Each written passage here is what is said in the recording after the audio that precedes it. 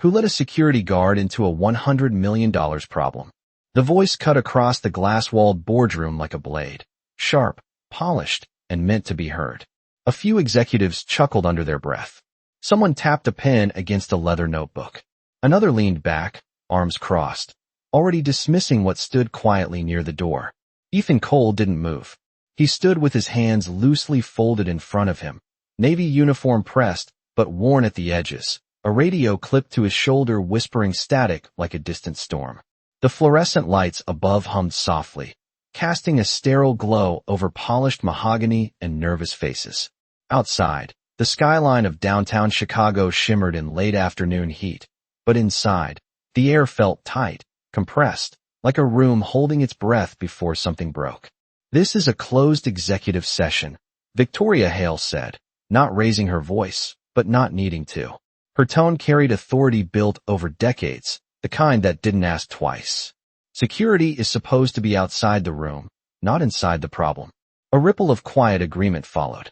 Ethan nodded once, slow, respectful. "Yes, ma'am." He didn't step forward. He didn't defend himself. He simply remained where he was, still, composed, almost invisible. But his eyes moved. Screens flickered across the wall, lines of red warnings, cascading alerts, numbers climbing faster than anyone could track. The company's core system was unraveling in real time. Transactions freezing. Data streams collapsing. Every second ticking by carried a price tag most people in that room would never personally feel, but all of them feared. "We're bleeding nearly 2 million a minute," the CFO said, voice tight, fingers gripping the edge of the table. "At this rate, we cross 100 million in under an hour." Silence followed. Not the kind that brought peace, but the kind that pressed against your chest. Victoria's jaw tightened. "Then fix it." "We're trying," the lead engineer replied quickly. "It's not responding to any of our protocols. It's like the system is fighting itself." Ethan's gaze shifted slightly, not to the speaker, but to the pattern on the screen. A flicker, a delay, a repetition no one else seemed to notice. He tilted his head just a fraction. 3 alerts in under 5 seconds. Then nothing. Then the same sequence again. His fingers tightened, just slightly, against his palm. "It's a breach," another voice said. "External attack. Has to be." "No," Ethan said quietly. No one heard him. The room moved faster now. Voices layered over each other, sharper, louder. "We need to shut everything down. If we do that, we lose all active contracts. We're already losing them." Chairs shifted. Papers slid. The tension built like pressure behind glass. Ethan took a single step forward. Not loud. Not sudden. Just enough to cross the line between background and presence. "Ma'am," he said, steady calm. Victoria didn't even look at him. Now is not the time. A few smirks appeared. Someone exhaled through their nose. But Ethan didn't retreat. His voice didn't rise. "It's not external." That made her pause. Just for a second. Her eyes flicked toward him, cool, assessing, almost annoyed. "Excuse me." Ethan met her gaze, not with challenge, not with pride, but with something quieter. Certainty. "It's not a hack," he said. The room stilled, just slightly. "It's internal." Victoria Hale did not speak right away. Her eyes stayed on Ethan for a moment longer than necessary, as if weighing whether his words deserved oxygen in a room that measured everything in millions. Then she turned slightly, her attention snapping back to the wall of screens. "Explain," she said, not to him directly, but the word landed on him anyway. A few heads turned. Not with respect, not yet, but with curiosity edged in skepticism. The lead engineer frowned, stepping forward. "With all due respect, that is not possible. We are seeing patterns consistent with an external intrusion." Ethan did not react to the tone. He did not rush. He did not fill the silence. He simply looked at the screen again, then back at Victoria. "If it was external, the breach points would scatter," he said calmly. "This is repeating. Same sequence. Same delay. Every time." The engineer shook his head quickly. "Coincidence. System overload can mimic." "No," Ethan said, still quiet, but firmer now. The room shifted again. Not louder. Not softer. Just different. It is looping from inside the architecture. Something is triggering it to reset itself. Victoria's fingers tapped once against the table. A small sound. Sharp. Controlled. You are telling me our own system is causing a $100 million failure. Yes, ma'am. No hesitation. No decoration. Just truth, laid flat in the center of the room. A few executives exchanged glances. One of them leaned toward another and whispered something that ended in a faint smirk. Another checked his watch, as if time itself had become heavier in the last minute. And what exactly qualifies you to make that assessment? The engineer asked, crossing his arms now, voice tightening. Ethan met his gaze, not confrontational, not defensive. Just steady. Nothing that matters right now, he replied. That answer drew a small, quiet laugh from the far end of the table. Victoria did not laugh. She watched him. The room felt colder suddenly, like the air conditioning had shifted without warning. Outside, a cloud passed over the sun, dimming the light that filtered through the glass walls. We do not have time for guesses, she said. We need solutions. The CFO leaned in again. We just crossed 40 million. His voice cracked slightly on the number. Ethan's eyes moved once more to the screen. The pattern repeated again. Flash. Delay. Reset. Flash. Delay. Reset. Like a heartbeat that did not belong to a human. It is not guessing, he said. It is timing. No one spoke for a second. Even the hum of the lights seemed to fade into the background. If I am right, Ethan continued, there is a control loop buried in the system. Something designed to protect it. But it is misfiring. Every time it detects a false threat, it shuts down a segment, then restarts it. That is what you are seeing. The engineer opened his mouth to respond, but paused. Just for a fraction of a second. Because he had seen it too. He just had not named it. Victoria caught that hesitation. Her eyes narrowed slightly. And if you are wrong, she asked. Ethan did not look away. Then you lose a few more minutes. He let that settle. Then added, softer. If I am right, you stop the loss. The room went quiet again. Not mocking this time. Not dismissive. Just suspended. Somewhere between doubt and something else they had not yet admitted. The CFO swallowed. We just hit 52 million. Victoria exhaled slowly, the kind of breath that carried decision with it. She looked around the table, at her executives, her engineers, her people who were supposed to have answers. None of them spoke. None of them moved. Then her gaze returned to the man in the security uniform. Still standing. Still calm. Still not asking for anything. What do you need? She asked. Ethan did. Not smile. He did not nod. He simply stepped forward into the light. And for the first time since he walked into that room, he was no longer invisible. The room did not erupt. There was no sudden applause, no dramatic shift in posture, no immediate belief. Just a quiet recalibration, like a compass needle adjusting by a fraction of a degree. Victoria Hale stepped aside from the head of the table, a subtle gesture, but one that carried weight. You will have access, she said, her voice measured, controlled, but no longer dismissive. The lead engineer hesitated. Just for a second. Then he slid his tablet across the table toward Ethan, not with respect, but with reluctant permission. If you are wrong, he added, his tone tight, you are not just wasting time. Ethan nodded once. I understand. He did not sit. He did not rush.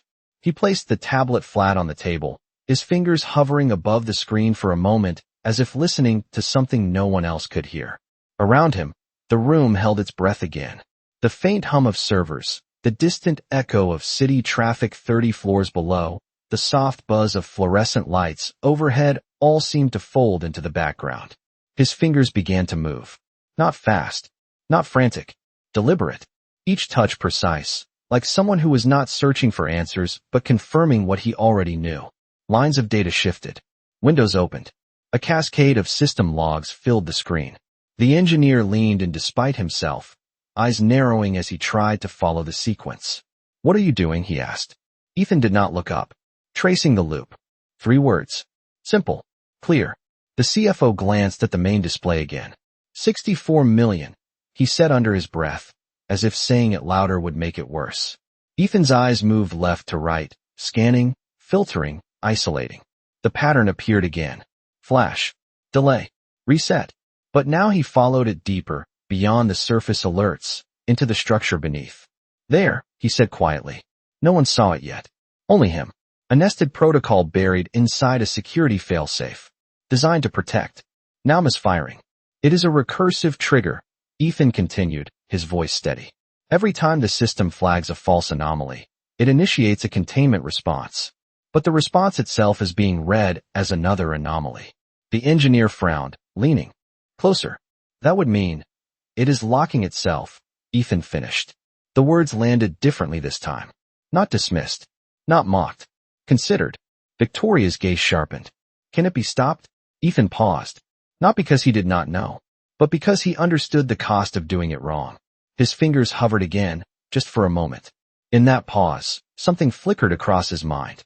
A small kitchen. Early morning light. A lunchbox on the counter.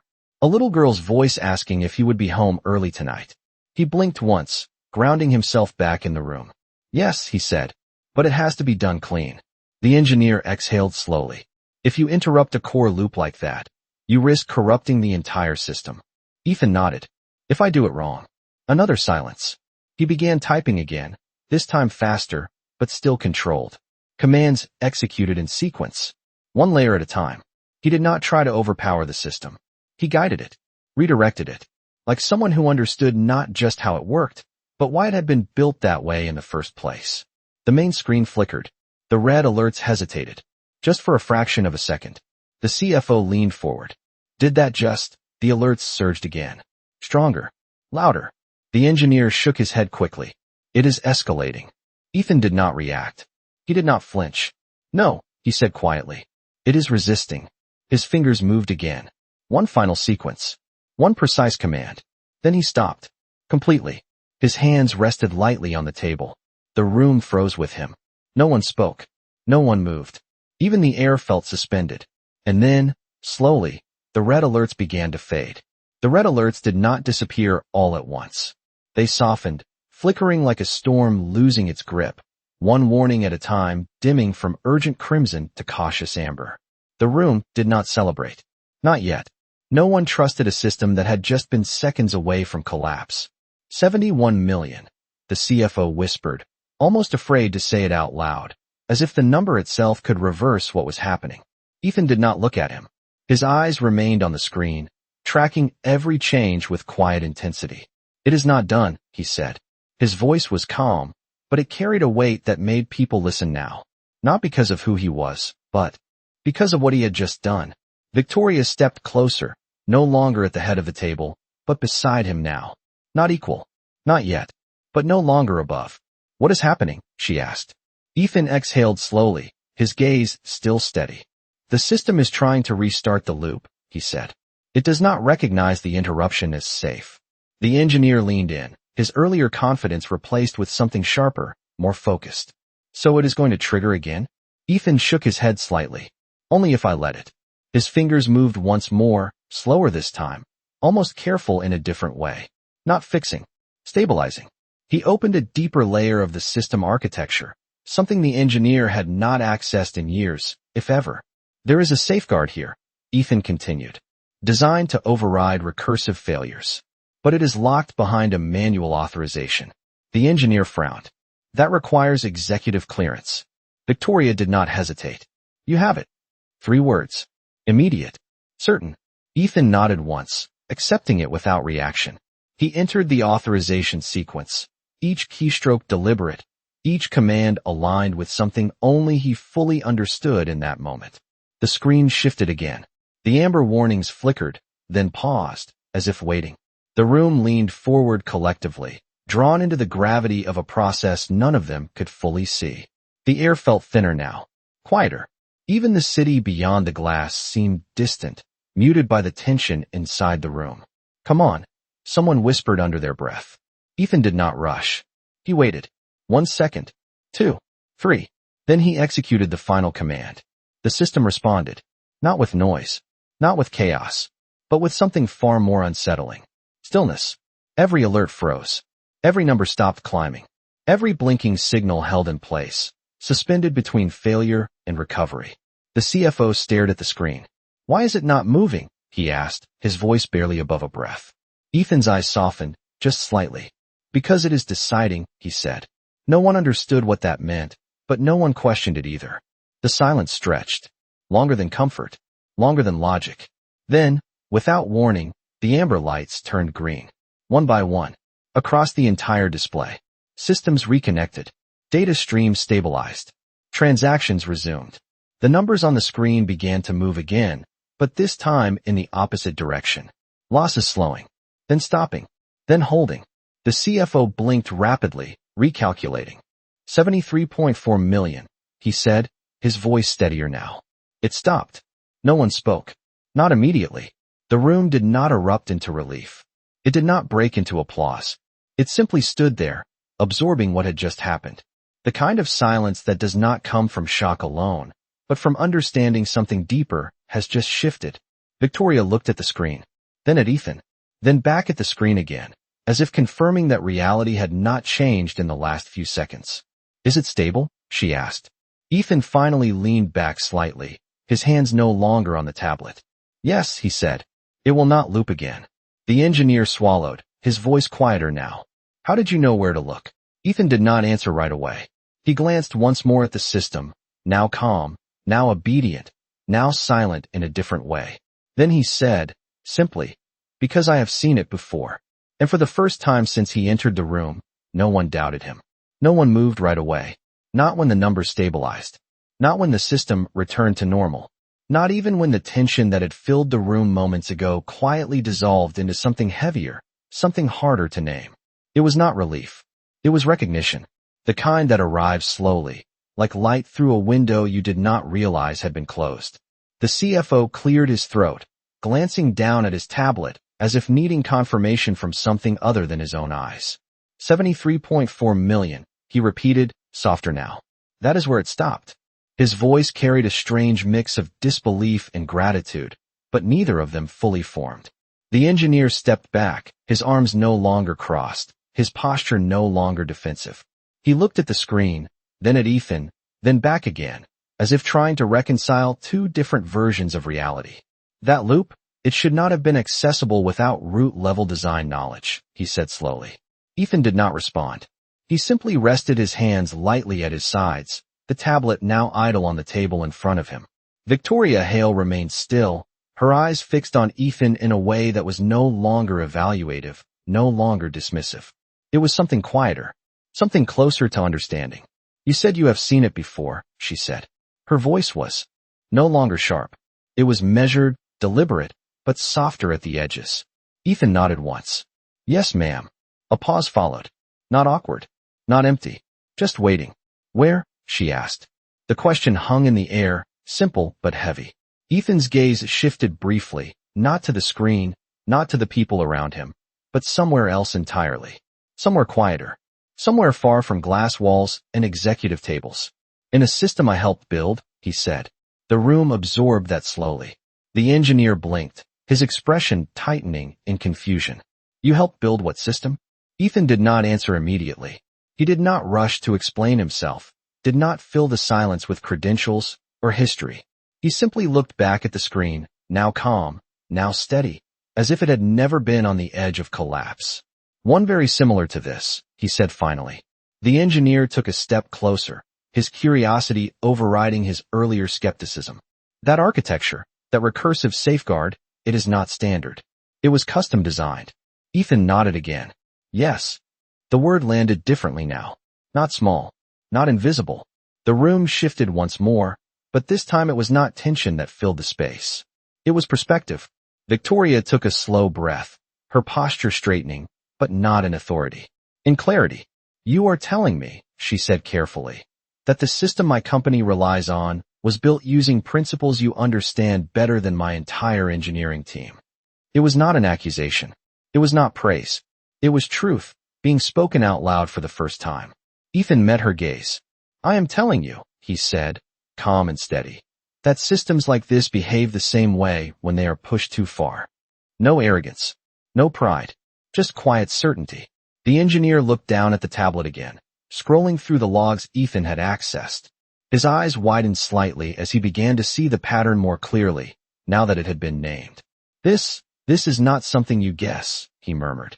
No, Ethan replied. Another silence settled over the room, but it was no longer heavy.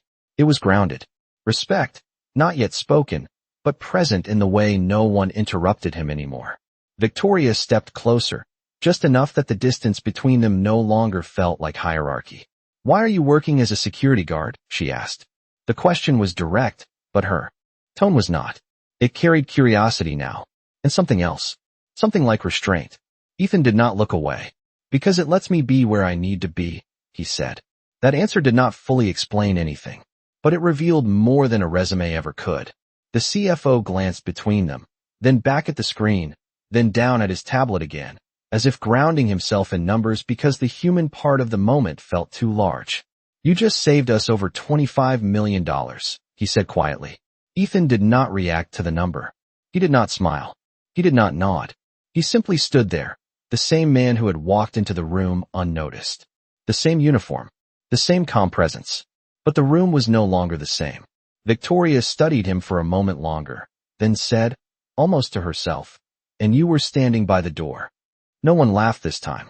No one even smiled. Because what stood in front of them now was not a security guard who stepped out of place. It was a man who had never needed the room to recognize him in the first place. The silence did not break the way most people expected it to. There was no applause, no sudden shift into celebration, no release of tension in laughter or relief. Instead, the room remained still, as if everyone inside had understood that something more important than a crisis had just been resolved. Something quieter. Something deeper. Victoria Hale took a slow step back, her eyes never leaving Ethan. The distance she created was not separation. It was perspective. "What is your name?" she asked. It was a simple question, but it landed with more weight than anything she had said before. Ethan answered without hesitation. "Ethan Cole." No title. No explanation. Just a name. Victoria nodded once, as if committing it to memory. Around them, the executives shifted slightly, not out of discomfort, but adjustment. The way people do when they realize they are no longer in control of the narrative they thought they understood. The engineer cleared his throat, still staring at the tablet in front of him. "Ethan Cole," he repeated slowly. That loop structure, the containment logic. I have only seen something like that in one place before. He paused, scrolling through archived system documentation with growing intensity. It was part of a defense-grade architecture. Early adaptive systems. Experimental at the time. Ethan said nothing. The engineer's eyes widened just slightly. Those designs were not public. The room absorbed that quietly. Victoria's gaze sharpened again, but not with suspicion. With focus. "Where did you work?" she asked. Ethan exhaled softly, the kind of breath that carried memory with it. "Government contract work," he said. "Years ago." The answer was understated. Almost deliberately so. But it was enough. The engineer leaned back slowly, processing. That level of architecture, that kind of predictive containment, that is not something you just walk away from. Ethan's expression did not change. "You do when something else matters more." The words settled into the room with a different kind of weight. Not technical. Not corporate. Human. The CFO glanced up from his tablet again. "You walked away from that, to work security?" Ethan nodded once. "Yes." No elaboration. No justification. Just truth. Victoria studied him carefully, her posture no longer rigid, but grounded. "Most people spend their lives trying to reach the kind of position you are describing," she said. "You left it." Ethan's gaze shifted briefly, not toward her, not toward the room, but inward. "My daughter needed me," he said. The words were quiet, but they carried further than anything else he had said. The room did not respond immediately. It did not need to. The meaning was clear. The engineer looked down again, this time not at the system logs, but at his own reflection faintly mirrored in the dark edge of the screen. The confidence he had carried earlier had softened into something else. Respect, not yet spoken, but fully present. "You chose differently," he said. Ethan gave a small nod. "I chose what mattered." Victoria's eyes lingered on him, and for the first time since the meeting began, there was no calculation in her expression. No strategy, just understanding. "And now you stand here," she said slowly, "saving a system worth billions of dollars, without ever asking to be seen." Ethan did not respond. He did not need to. The truth of that statement filled the room on its own. The CFO shifted again, glancing at the stabilized numbers, then back at Ethan. "You did not even hesitate," he said. "You saw it immediately." Ethan looked at the screen one last time, confirming what he already knew. "When you build something," he said quietly, You remember how it breaks. The engineer closed the tablet slowly, as if the act itself required a different level of care now. We missed it, he admitted. All of us. Ethan shook his head slightly. You were looking for something else. No blame. No correction. Just perspective. The room settled again, but this time it was different. Not tense. Not uncertain. Grounded. Like something had been restored beyond the system itself. Victoria took one final step forward, stopping just short of where Ethan stood. You were never supposed to be invisible in this room, she said. Ethan met her gaze, calm as ever. I did not come here to be seen. And in that moment, everyone understood that the strongest presence in the room had never been the one speaking the loudest, but the one who never needed to raise his voice at all. No one returned to their seats. No one checked their phones. The meeting, by every formal definition, should have been over, but something held the room in place. Not obligation. Not protocol. Something quieter. Something that did not come with an agenda. Victoria Hale turned slightly, glancing at the screen one last time, as if confirming that the crisis had not somehow undone itself in the silence that followed. The numbers remained steady. The system remained calm. Then she looked back at Ethan. How long have you been working here? She asked. The question sounded simple, but it carried a different intention now. Not evaluation. Not authority. Understanding. Ethan answered the same way he always did. Direct. Unadorned. 8 months. A few executives shifted again, this time with something closer to discomfort. Not because of what he said, but because of what it implied. 8 months of passing by him in hallways. 8 months of not seeing what had just become impossible to ignore. The engineer let out a quiet breath. 8 months, he repeated, almost to himself. And no one knew. Ethan did not respond. He did not need to confirm what was already clear. The CFO glanced toward the door, then back at Ethan. You have been what? Night shift mostly, he asked. Ethan nodded. Yes, sir. So you have been watching this place run. The CFO continued, his voice slower now, more thoughtful. Every day? Every night. Another nod. Yes. The room absorbed that in a different way. Not as information, as realization. The kind that arrives late, after it should have been obvious. Victoria took a step toward the window, the city stretching out behind her in long lines of steel and glass. She folded her arms lightly, not defensive, just thinking. You saw patterns before today, she said, not turning around yet. Ethan did not hesitate. Yes, ma'am. She nodded slowly. And you said nothing. Ethan's answer came just as calmly. No one asked. The words were not sharp, not bitter, just true. And somehow, that made them land harder. The engineer looked down again, this time not at data, but at the quiet gap between what had been visible and what had been seen. We were looking at the system, he said softly. You were watching how it behaved. Ethan gave a slight nod. Systems tell you what they need if you listen long enough. The room fell quiet again, but it was no longer the same silence as before. It was not filled with tension or doubt. It was filled with reflection.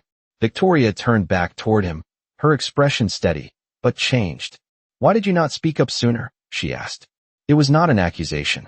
It was a question that carried weight, but also respect. Ethan met her gaze.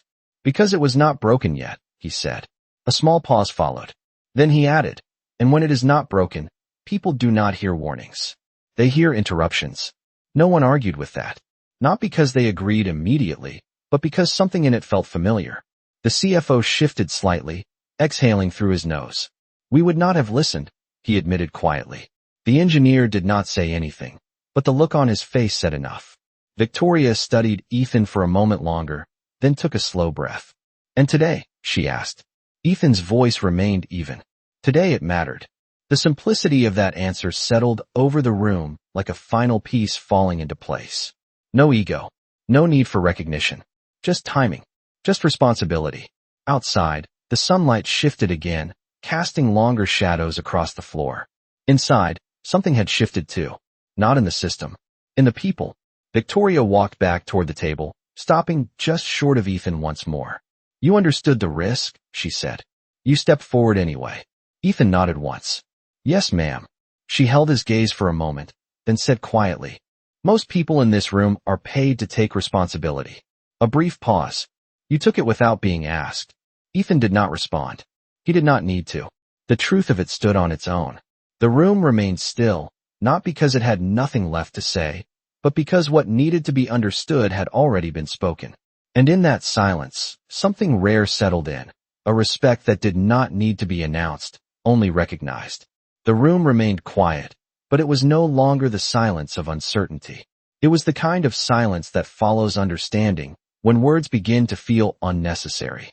Victoria Hale stood still for a moment longer, then slowly reached for the back of her chair, not to sit, but to steady her thoughts.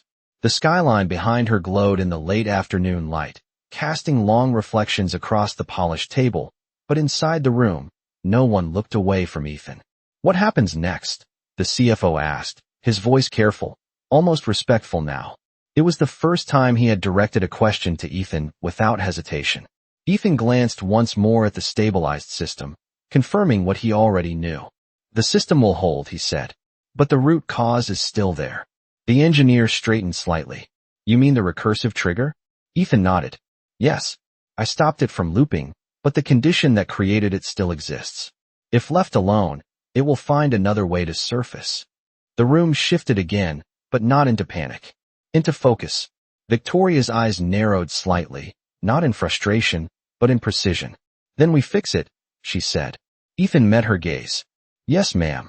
A brief pause followed. Then he added, "But not today." That caught the room off guard. The engineer frowned. "Why not? We have the system stable. We should address it immediately." Ethan shook his head gently. "Right now the system is recovering. If you start pulling at its core structure too soon, you risk destabilizing it again." His tone remained calm, but the certainty in it left little room for argument. "Give it time," he continued. "Let it settle. Then rebuild the logic clean." The engineer considered that, then slowly nodded. "He is right," he admitted. "We would be forcing it under stress." The CFO exhaled, tension easing from his shoulders in a way that had not happened since the meeting began. "So for now we hold." Ethan gave a small nod. "For now, you let it breathe." The choice of words lingered in the air. Not technical, not corporate, human. Victoria walked slowly around the table, her heels no longer sharp against the floor, but measured, thoughtful. She stopped beside Ethan again, not above him, not ahead of him, but beside him. "You are not just describing a system," she said quietly. Ethan did not look surprised. "No, ma'am." She studied him for a moment, then asked, "You see patterns in people the same way, do not you?" The question was unexpected, but not misplaced. Ethan's expression remained steady. "People follow patterns too," he said. "They just hide them better." A faint shift passed through the room, not discomfort, but recognition. Victoria nodded slowly, as if that answer confirmed something she had already begun to understand. "And today," she said, "you chose to step into one." Ethan's voice remained even. Today it needed to change. The words settled into the room with quiet finality. No one challenged them. No one questioned them. Because the evidence stood all around them, in stabilized systems, in halted losses, in a room that no longer looked the same at the man who had entered it unnoticed. The engineer closed his tablet completely now, no longer reviewing logs, no longer searching for answers. "We were solving the wrong problem," he said softly. Ethan shook his head slightly. "You were solving the visible one." The distinction mattered, and everyone felt it. The CFO glanced again at the numbers, now steady, now calm. 73.4 million, he said. "That is where the damage stopped." He looked up at Ethan. "That is because of you." Ethan did not respond to the credit. He simply nodded once, acknowledging the statement without accepting anything beyond it. Victoria watched that moment carefully, the absence of ego more telling than any display of pride could have been. "Most people would be asking for something right now," she said. Ethan met her gaze. "I am not most people." A small pause followed. Then, almost imperceptibly, Victoria allowed herself the faintest hint of a smile. Not amusement. Not superiority. Respect. "No," she said quietly. "You are not." The room did not react. It did not need to. Because in that moment, the recognition that had been building since the first words he spoke finally settled. Into something undeniable. Not announced. Not declared. Just understood. And once it was understood, it could not be unseen. No one spoke for a long moment after that. Not because there was nothing left to say, but because everything that mattered had already been understood. The system was stable. The losses had stopped at $73.4 million. The crisis that had threatened to unravel an entire company had been resolved in minutes. But what lingered in the room was not the number. It was the shift. Victoria Hale straightened slightly, her posture returning, but not to what it had been before. There was no distance in it now, no separation, just clarity. "We will address the root cause tomorrow," she said, her voice calm, grounded. "With the right people in the room." Her eyes moved, not across her executives, not across her engineers, but back to Ethan. The meaning did not need to be spoken. The engineer nodded quietly, no longer leading, no longer resisting. "We will prepare everything," he said. The CFO closed his tablet slowly, as if the act itself carried more weight than usual. "We almost lost everything in under an hour," he murmured. Then he looked at Ethan. "And you stopped it in seconds." Ethan did not respond. He simply adjusted the radio on his shoulder, a small, ordinary motion that somehow felt out of place in a room that had just witnessed something extraordinary. Victoria noticed it. The simplicity of it. The absence of performance. "What are you going to do now?" she asked. Ethan met her gaze. "I am going back to my post," he said. The answer landed softly, but it carried something deeper than expectation. A few people in the room shifted, almost as if they were about to object, but no one spoke. Because there was something in the way he said it that made it clear. He had never come here to change roles, only to do what was needed. Victoria studied him for a moment longer, then gave a small nod. Not approval, not permission, respect. "Understood," she said quietly. Ethan turned then, not dramatically, not slowly, just as a man who had finished what he came to do. He walked toward the door, the same place he had been standing when the room first laughed. The same place where he had been invisible. But this time, no one looked away. The engineer watched him go, his expression thoughtful. The CFO remained still, his eyes following every step. Victoria did not move at all. She simply stood there, watching the man who had never asked to be seen walk out of the room that would never forget him. The door closed softly behind him. No sound, just a quiet end to something that did not need noise to be understood. Inside the room, no one spoke for several seconds. Then, almost unconsciously, everyone looked at the screen again. Still stable, still calm, still silent. But now that silence meant something different. It was not the absence of noise. It was the presence of truth. That dignity does not need attention. That real strength does not announce itself. That sometimes, the most important person in the room is the one no one thought to notice. And somewhere down the hallway, a single father in a simple uniform returned to his post, not as a hero, not as a headline, but as a man who had chosen what mattered and never needed the world to see it to know its worth. So let me ask you this. The next time someone quiet stands at the edge of your world, unnoticed, uncelebrated, will you see them for who they truly are, or will it take a moment of silence to finally understand their value? And if stories like this remind you that dignity, respect, and second chances still matter, take a moment to subscribe and be part of a community that believes in the quiet power of doing what is right.